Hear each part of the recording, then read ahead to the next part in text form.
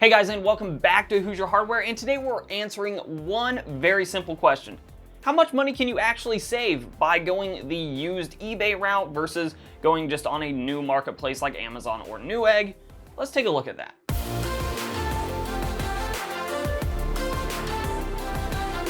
So as we get going here, let me know in those comments down below, those of you that have actually built a used PC recently, that is a PC out of just mostly used components, let me know how much money you possibly saved yourself versus going the new route, and also if there is a reason, what was your rationale other than possibly just saving money? Was it just to play retro games so you're going older hardware, or are you actually trying to buy bleeding edge hardware, and since you can't find it on new marketplaces, at least at reasonable prices, you're going the used route? Just let us know those thoughts down there and hit that subscribe button while you're down there.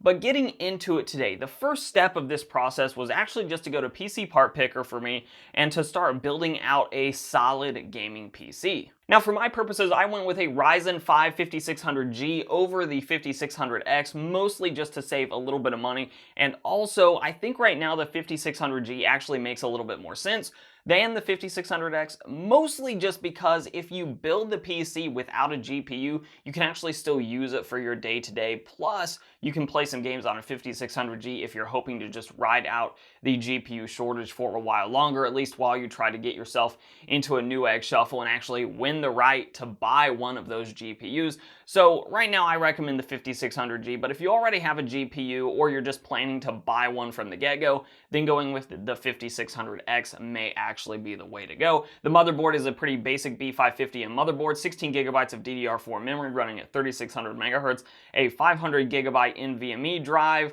a fractal design Focus G case, as well as a 650 watt EVGA power supply. Plus, the new prices right now, if you're looking to get an RTX 3060 on Amazon, you're not going to be able to do it through the first party sellers, or at least through Amazon itself. It looks like you're mostly relegated to third party sellers. You're going to expect to pay about $772-ish, give or take, dollars for that 3060. So that does bring us to a grand total on the new build using just new marketplaces of $1,339.50. So with that in mind, we're gonna pop over to eBay and basically build out a very similar system, but there are a couple of things to remember. eBay does have new sellers on it. Most notably, Newegg does sell parts on eBay. So a lot of the times, especially with cases, you're actually gonna end up getting a brand new case because it is somewhat expensive to ship cases. Now, with that being said, the case is one of the places you can actually spend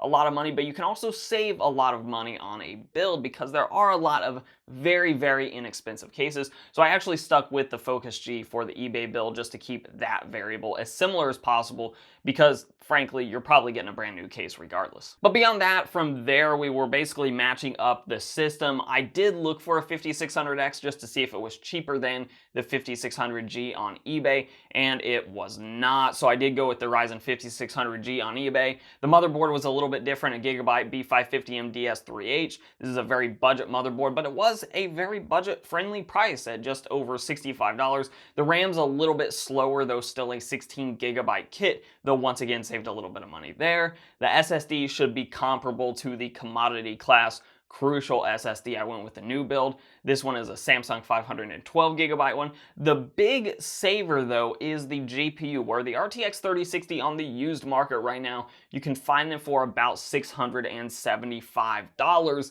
and that is a really good price compared to what Amazon third-party sellers are selling brand new ones for. Once again, the fractal design Focus G, it was a little bit cheaper on eBay, and the power supply 600 watt EVGA unit is about $33.96.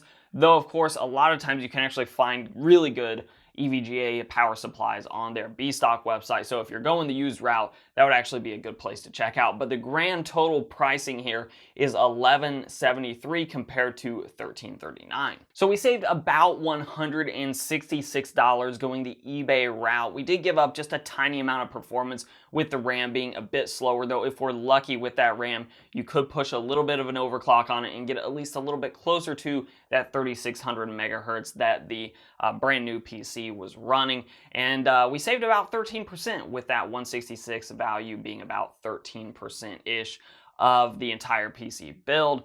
So what did we learn? Well, the big thing is a trade-off when you're looking at the used market. And those of you that have ever used the used market, especially if you've used it and it's gone wrong, you already know the trade-off. That is, you're getting parts that are probably working just fine when you first buy them.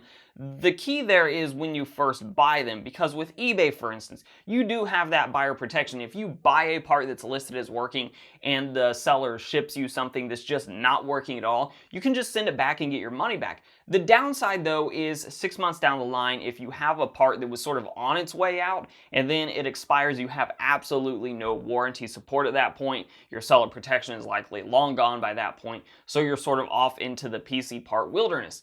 That's why you kind of have to be selective about where you buy used and where you buy new. There are some components out there that it makes a lot of sense to buy as used components. I would argue, for instance, that motherboards, if you're trying to build a budget system, a lot of the time you can find very inexpensive motherboards on eBay. I mean, in this case alone, we went from a $90 motherboard to a $65 motherboard. Now, it is entirely possible our $65 motherboard fails down the road, but if it doesn't, we're saving ourselves about $25. And even if it does fail, the replacement cost is going to be so low that it's probably actually worth the risk, because you're saving $25, but if you have to replace it, it's just another $65. It's not a huge investment to begin with.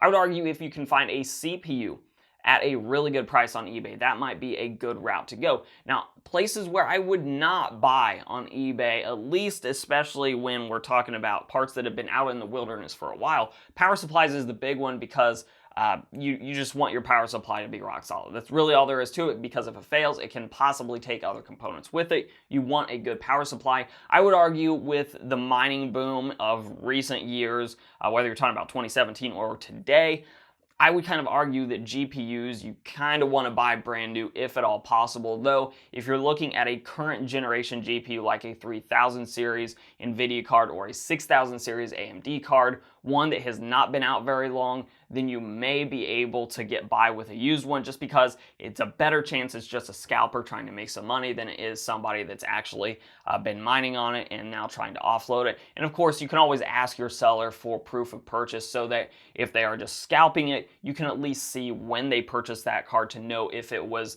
given much time on a mining rig or if it was one that was just purchased and immediately flipped. With that being said, again, the clear sort of way to go about this for me is to use both markets to their greatest advantage. If you're somebody that wants that warranty support, you're nervous about the process, then just go ahead and buy everything brand new, or at least from a certified refurbisher that gives some sort of warranty support, like, again, EVGA's B-Stock website, for instance. If you are a seasoned builder, though, and you do feel completely comfortable with the used market, then eBay is a really good way to save just a little bit of money here and there. But of course, that's just my take on the issue. Let me know in those comments down below what you guys think, and of course, hit that share, subscribe button. Those things help out a ton. That like button. You can follow me on Instagram and on Twitter at Hoosier Hardware, and as always, I will let YouTube queue up a couple more videos from my channel for you to watch. I'm Shane with Hoosier Hardware, and I'll see you guys in the next video.